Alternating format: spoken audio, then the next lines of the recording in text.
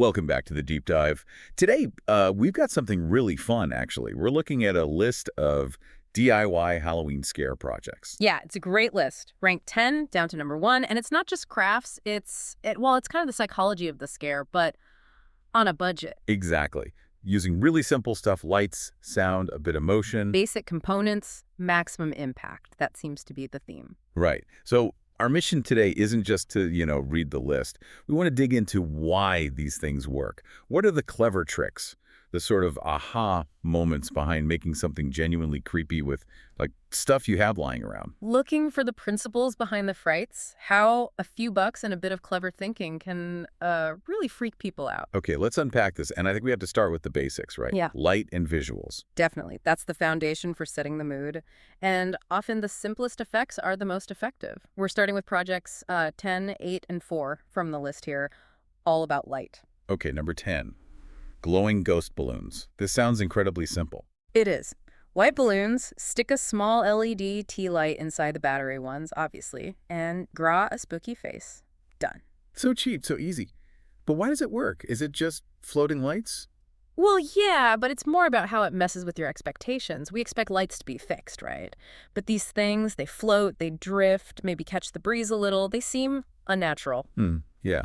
Like they're defying gravity, but also glowing. Creates a weird presence. Exactly. More unsettling than just a static decoration. Simple physics, but creepy. Okay, minimal effort, maximum weirdness. I like it. Then number 8, the glowing pumpkin jar lanterns. This one feels a bit more traditional, but with a twist. Right. It's about recycling old jars. Paint them orange, carve and draw faces, drop some fairy lights inside. So safer than candles for sure. Yeah, much safer. And the key is the type of light.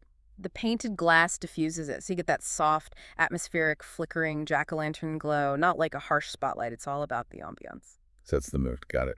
Okay, then number 4 feels like it ramps up the anxiety a bit. Right. Glowing eyeball lights. Oh, this one's a really clever hack. You take plain old string lights. Like Christmas lights. Yeah, exactly. Or any cheap string lights. Yeah. And you get ping pong balls, paint them like eyeballs, this is an important bit, and pop them over the bulbs. Whoa.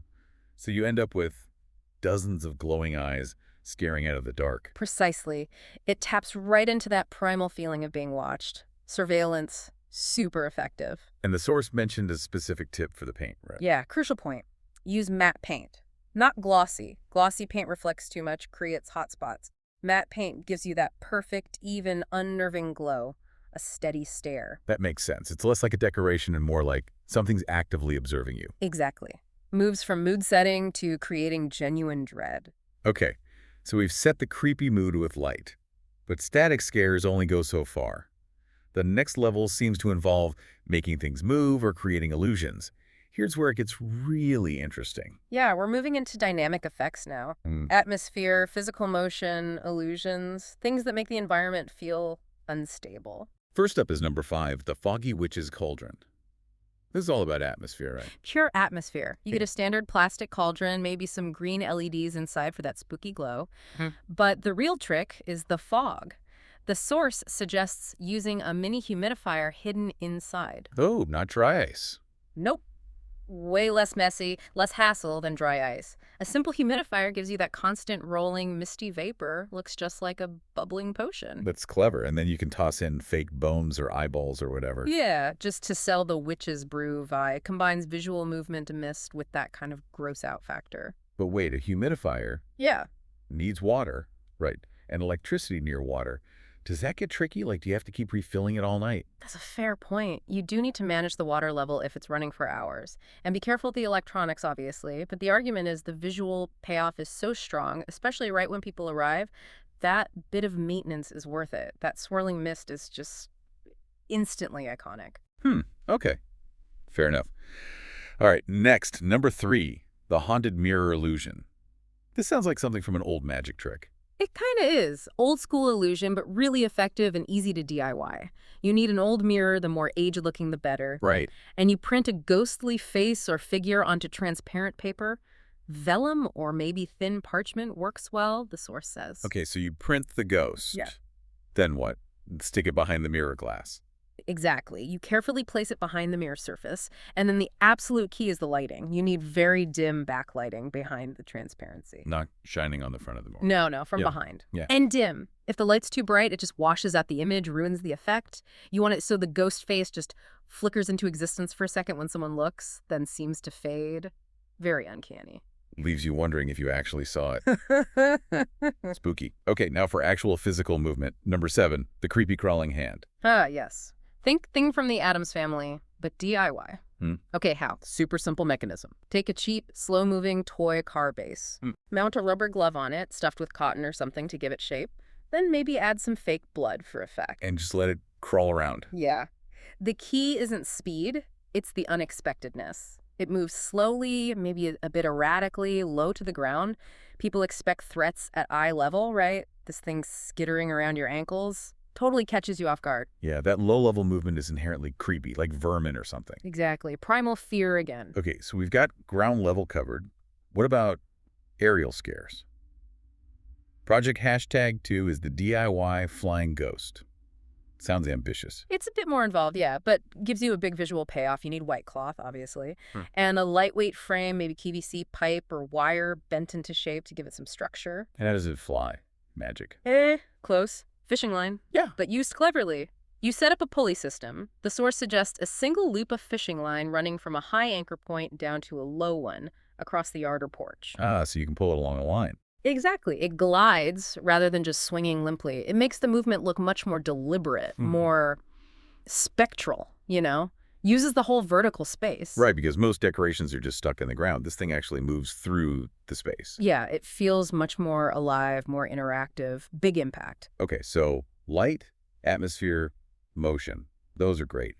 But the really memorable scares, the ones that make you jump out of your skin, those often rely on timing, don't they? Absolutely. Which brings us to the final section, automation.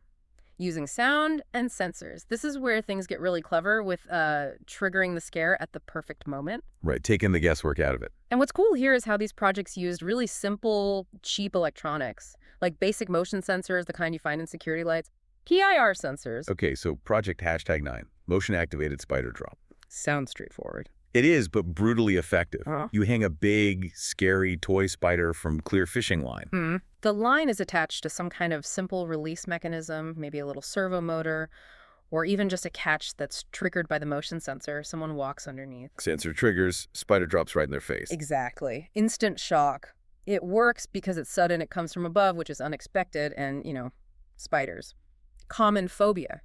Maximum impact because the timing is perfect, dictated by the victim's own movement. Classic jump scare. Automated. Nice. Okay, what about sound? Project #6, the screaming doorbell. I love this idea. This is brilliant because it weaponizes something totally ordinary. A doorbell. Right, you expect a nice little ding-dong. Exactly, but you hack it.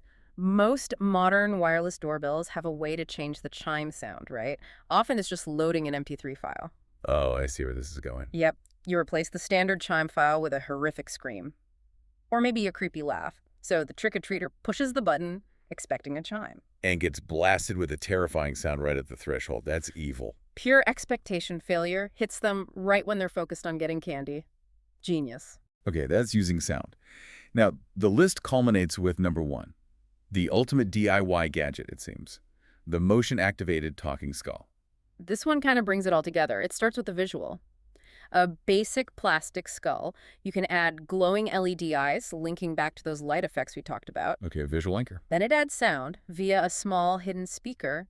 But the crucial part is the motion sensor plus the ability to record your own sound files. So it doesn't just scream, it can talk. Precisely. And that's the killer feature. A generic scream is one thing, but imagine you record something specific, like whispering, "I see you," or "welcome," right as someone walks past. Oh, that's way creepier. It implies intelligence, agency. It feels personal, like the skull isn't just a prop, it knows you're there. It combines that surveillance dread of the eyeballs with the timed shock of the spider drop, but adds this layer of direct, creepy communication. And placement would be key, right? You'd want the sensor to trigger when they're right next to it. Absolutely. So the voice feels immediate, directed right at them, maximum creep factor achieved. Wow. Okay, so looking back at this whole list, from 10 down to 1, what's the big takeaway? What ties all these effective DIY scares together? Well, it seems like you don't need fancy Hollywood budgets. Success comes from mastering really three core things, often combined. Which are? First, using simple light manipulation, glowing things, shadows, that feeling of being watched to create an unsettling atmosphere. Second, using unexpected sound to break expectations and deliver that instant shock, like the doorbell. Right. And third, the really clever application of basic motion sensors to automate the scare, ensuring perfect timing for maximum impact. Surprise is key. So it's about being resourceful with simple tech and understanding basic psychology. Light, sound, and time surprise. Pretty much. You combine those cleverly, you get effective scares. So as a final thought for you listening, Yeah. think about how you could layer these. The source sort of implies this, right? Like, maybe don't just do one thing. Yeah, combinations are powerful. For example, imagine using the number 4 glowing eyeball lights everywhere, creating that constant low-level dread. That feeling of being watched. Right. And then when someone walks down a path thinking that's the whole scare, bam! The number 9 motion-activated spider drops down as the payoff. Atmosphere plus the sudden jump scare. Yeah. Nice. That layering really amps it up. Or think about putting the number 1 talking skull near the number 3 haunted mirror. Maybe the mirror shows a flicker, then the skull whispers, double whammy. Ooh, playing with different senses sequentially. Yeah, lots to think about there. Definitely gives you ideas. Absolutely. Simple parts, clever combinations. Great stuff. Thanks for diving into the physics of fright with us today. My pleasure. We'll catch you on the next Deep Dive.